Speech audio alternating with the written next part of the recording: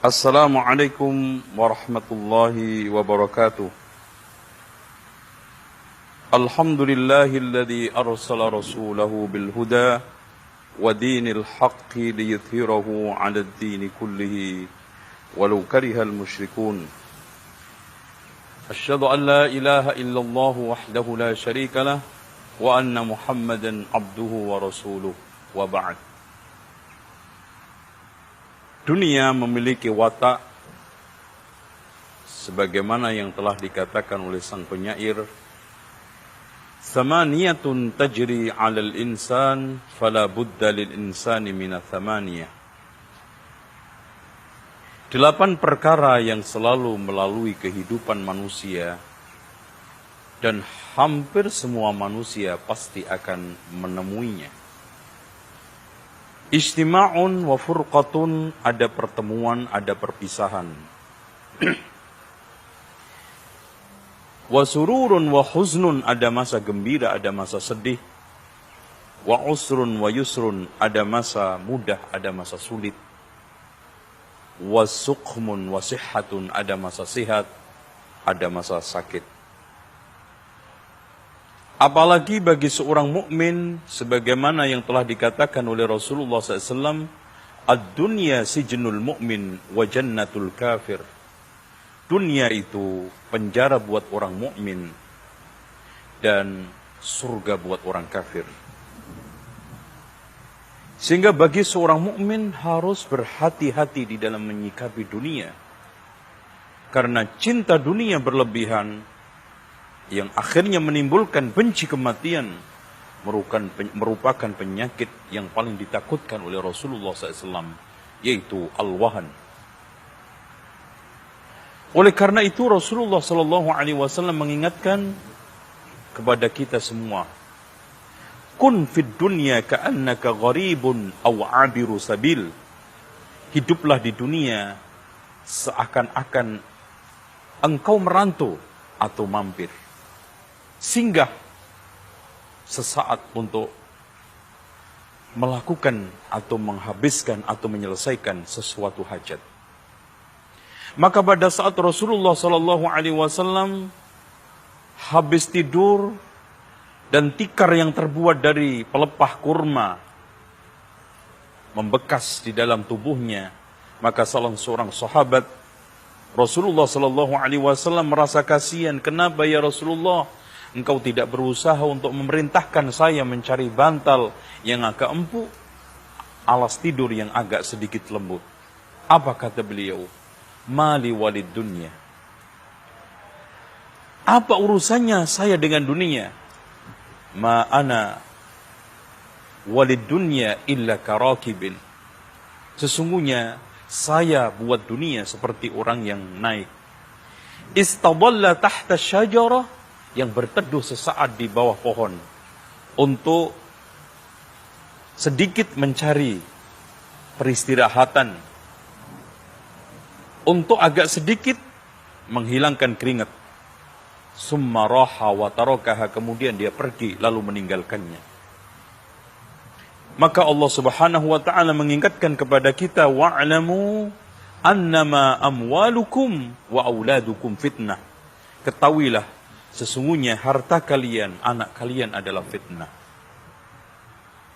Maka siapa yang tidak pandai-pandai menyikapi harta yang dititipkan oleh Allah Subhanahu wa taala, maka harta tersebut akan menghancurkan.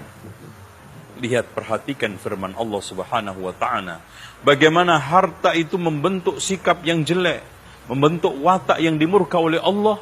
Kalla innal insana la yadgha ar-ra'ahu istaghna.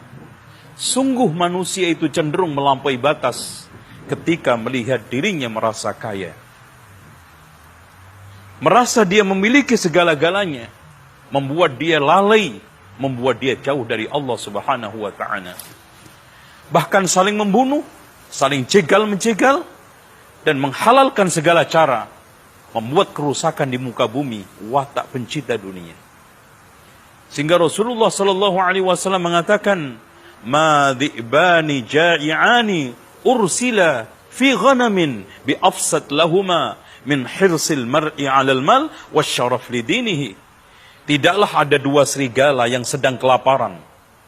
Dilepas ke dalam satu kambing masih lebih bahaya dan masih lebih sadis orang yang gila harta, ambisi kedudukan, mengorbankan agamanya. Kenapa Rasulullah mengumpamakan serigala? Karena di antara sekian hewan buas, yang paling sadis adalah serigala. Karena ketika memangsa mangsanya, langsung dimakan hidup-hidup. Bagaimana sekarang dua serigala yang sedang kelaparan berebut satu kambing? Subhanallah, sangat dahsyat, sangat mengerikan. Tapi ternyata masih lebih mengerikan, sangat dahsyat orang yang gila harta, ambisi kedudukan, mengorbankan agamanya. Dengan demikian, Rasulullah SAW pernah menggambarkan betapa hinanya satu kehidupan dunia ini.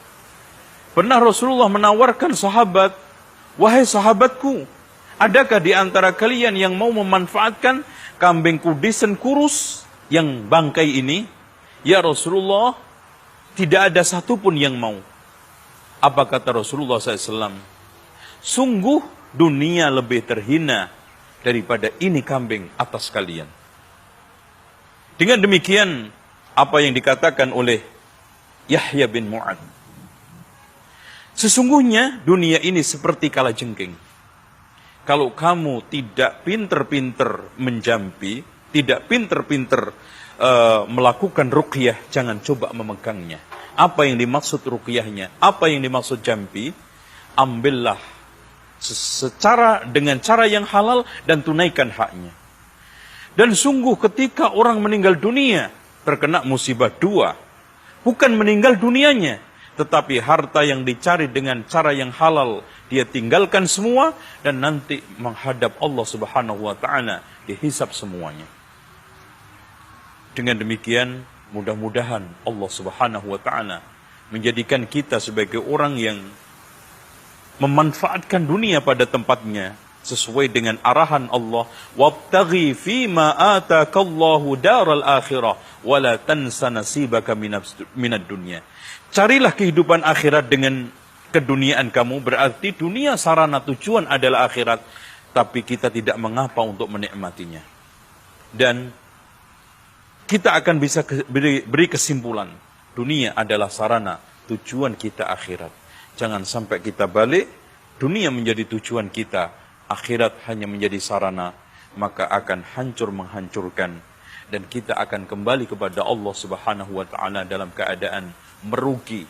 Wal asri innal insana lafi khusr illa alladhina amanu wa amilus salihat wa tawasaw bil haqqi wa tawasaw bis sabr. Demikian, mudah-mudahan apa yang telah saya sampaikan ini bermanfaat. Dan cinta dunia seperti minum air garam yang tidak pernah ada puasnya. Mengejarnya seperti berenang di danau buaya. Pasti sangat berbahaya. Bukan malah kita itu menerkam, tapi diterkam. Orang yang mencarinya seperti mengejar binatang buas. Oleh karena itu, rakus dan rakus. Sehingga sampai dikatakan oleh Rasulullah SAW, kalau seandainya manusia memiliki dua lembah, maka akan berangan-angan memiliki yang ketiganya dan tidak puas sebelum masuk ke tanah kuburan dan mulutnya dimasuki oleh tanah kuburan. Aqulu qawli hadza wastaghfirullaha li wa lakum wastaghfirullahal azim innallaha huwal ghafurur rahim. Wassalamu alaikum warahmatullahi wabarakatuh.